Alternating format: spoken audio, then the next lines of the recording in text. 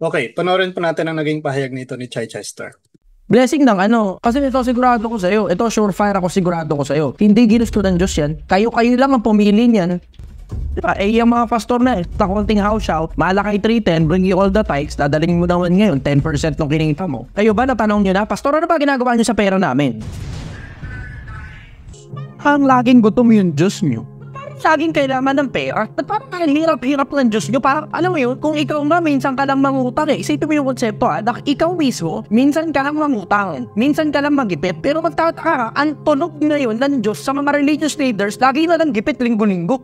Tataka Pilipinas, kaya ka nagkanta, sayaw ka ng sayaw, diba? Ginagawa na lang parang ano yan, ginagawa parang concert na lang yung religious organization nyo. Ganun kayo ng ganun, ganun kayo ng ganun. Tapos pagkatapos nun, ganun kayo ng ganun. Pagdating sa pera, bigayan ng bigayan. Hingi ka ng hinihan, 10% ng 10%. Si Kristo at saka mga apostol ba, nag-practice ba sila ng 10%? Ano nga? Pastor, saan po ba mababasa sa Biblia si Kristo nang utos na mag 10% ang mga miyembro? May ganun talata sa Biblia. Kasi pinasa ko pong Biblia, wala akong makakita eh. Ang nabasa ko, yung kay Mateo. Sa aba ninyo, Escribas at Pariseo. Kayo mapagpaimbabaw, nagbibigay kayo ng ikapo ng yerba buena. Dapat ninyong gawin yan. Ngunit huwag ninyong pabayaan ang mga mahalagang bagay na kautusan. Nakakulat yun sa Biblia, si Kristo ang sabi, dapat nyong gawin yan. Ang kausap, Escribas at Pariseo, na mga dati nang nag-iikapo, inaputan yan ganun na gawain. Pero hindi mga apostol niya at hindi rin mga kasama ni Kristo nag-iikapo. Wala kang mababasa dun sa Biblia, hanap ka talata. Talata may si Kristo nagturo ng ikapo. Hindi ako na parito para sirain ang kautusan. Nandito ako para sunto pa rin ang kautusan. Talaga ba? Ikapo ba tinutukoy ito? Sa dinami-dami ng kautusan, ikapo talaga nasa isip mo tinutukoy ito? Ano kung Pilipinas, huwag kayong kututo? Ayan. Kaya marami din po ang nagsisilitaw ng mga sulpot na sekta o simbahan dito sa Pilipinas.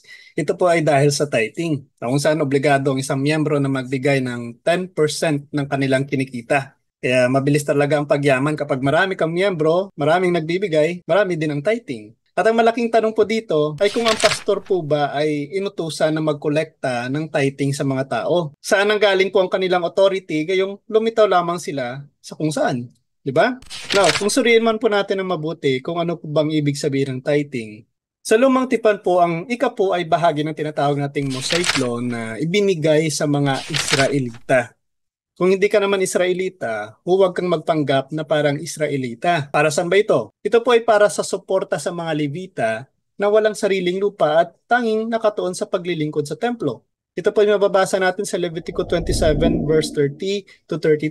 Ito rin ay nakasaad sa mga bilang chapter 18 verse 21 to 24. Nasusulat ang tithing sa lumang tipan at ito po ay kautusan para sa mga Hudyo. Sa anong layunin? Upang suportahan ang mga Levita at ang templo. Upang tiyakin na may sapat na pagkain sa bahay ng Diyos na ayon sa Malakay chapter 3 verse 10, dalhin ninyo ng buong buo ang inyong mga ikasampung bahagi sa tahanan ng Diyos. Kung susuriin man po natin ang talatang ito po'y inutos sa mga Hudyo, hindi sa mga Pilipino o hindi sa mga Kristiyano. Now, ito ba'y utos pa rin sa bagong tipan o sa ating panahon ng mga Kristiyano? Ang sagot po dito, walang malinaw na utos na nagpapataw ng ikapo sa mga Kristiyano sa bagong tipan. Ang mga talata sa bagong tipan ay nagtuturo ng prinsipyong pagbibigay na bukas palad at kusang loob. Sinasabi nga po ni San Pablo sa 2 Corinthians chapter 9 verse 7, ang bawat isa ay dapat magbigay ayon sa kanyang pasya, maluwag sa loob at hindi napipilitan lamang, sapagkat iniibig ng Diyos ang nagbibigay ng may kagalakan. Ayun nga, sa ipinasya ng iyong puso, hindi dahil sa sinabi ni pastor na magbigay ka ng 10% talaga ng kinikita mo. Meaning, kung bukal sa loob mo na magbigay kahit 5% o kahit 90% na kinikita mo, ito'y kalugod-lugod na sa mata ng Diyos. Ito rin po ay naging kaugalian ng mga unang Kristiyano. Ayon pa dito sa 1 Corinthians chapter 16 verse 2, tuwing unang araw ng Sanlinggo, ang bawat isa ay maglaan ng bahagi ng kanyang kinikita at ipunin niyon upang hindi na kailangan na mag-ambagan pagpunta ko riyan. Yan po ang layunin ng pagbibigay sa simbahan na tunay talagang iglesia na itinayo ng ating Panginoong Jesucristo. Hindi po porket na magtatayo ka lang ng iyong sariling iglesia ay maaari ka nang magkolekta ng mga tinatawag nating offerings. Diba? Ano po ba ang prinsipyo ng pagbibigay? Ang pagbibigay po sa bagong tipan ay nakabatay po sa pag-ibig, kusa, at kagalakan. Hindi itong itinakda ng isang pastor o ng isang ministro kundi ayon po sa kakayahan at puso ng bawat isa. Ito po ay sinasabi sa 2 Corinthians chapter 8 verse 12. Sapagkat kung may hangaring magbigay, tatanggapin ng Diyos ang iyong kaloob ayon sa iyong makakaya at hindi ayon sa hindi ninyo kaya. Sa mga gawa po ng mga apostol, ang mga mananampalataya ay nagbenta ng kanilang ari-arian at ibinahagi ang kita upang walang nagkukulang sa kanilang komunidad. Mga gawa chapter 2 verse 44 to 45. Ito po ay nagpapakita ng isang mas radikal na anyo ng pagbibigay na batay sa pangangailangan ng komunidad kaysa sa isang nakatakdang porsyento. You see?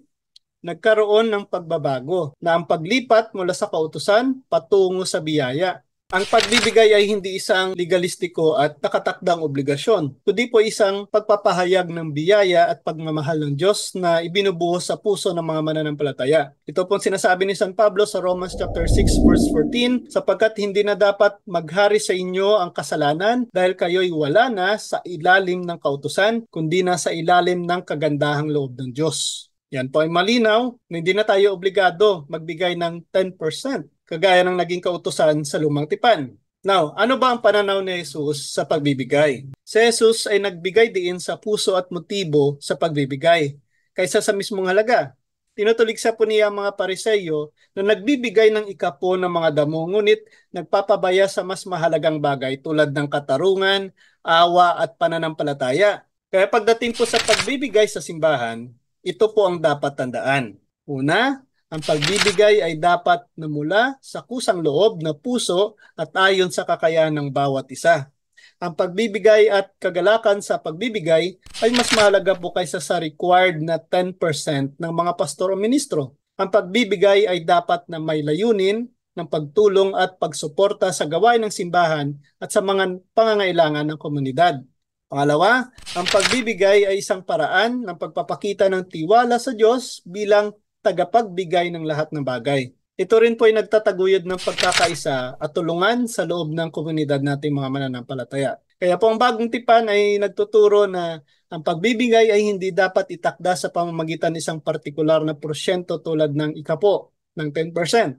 Sa halip, ito po ay dapat bukas, palad, kusang loob at nagmumula sa pusong puno ng pag-ibig at kagalakan. Ang layunin ng pagbibigay ay upang suportahan ang gawain ng Diyos, tulungan ang mga nangangailangan at ipakita ang biyaya ng Diyos sa iba. Ang bawat Kristiyano ay hinihikayat na magbigay ayon sa kanyang kakayahan at sa ilalim ng patnubay ng Espiritu Santo. Ayan po mga curious, sana po nakatulong ang video nito. Kung nagustuhan niyo po ito, please like and share. Bahagi po natin ito sa mga kilala natin upang mas marami pang matulungan at makatanggap ng katotohanan tungkol sa turo talaga ng ating Panginoong Jesucristo. Suportahan din po natin ang ating YouTube channel, Mr. Curious Catholic, upang matulungan din po natin itong lumago. This is Mr. Curious Catholic. Kasama po ninyo sa pagtatanggol ng ating simbahan. Pro Deo et Ecclesia, sa Diyos po ang lahat ng kapurihan. Hello mga kapatid. Follow and subscribe. Mr. Curious Catholic, marami tayong matutunan, mapupuno o yung ating isipan sa mga katotohanan. Dahil ang katotohanan na magbigay sa atin ng tunay na kalayaan. God bless. Hello, Father Las Servilia, Parish Priest ng Concepcion Iloilo, promoting Mr. Curious. See you. Good day everyone.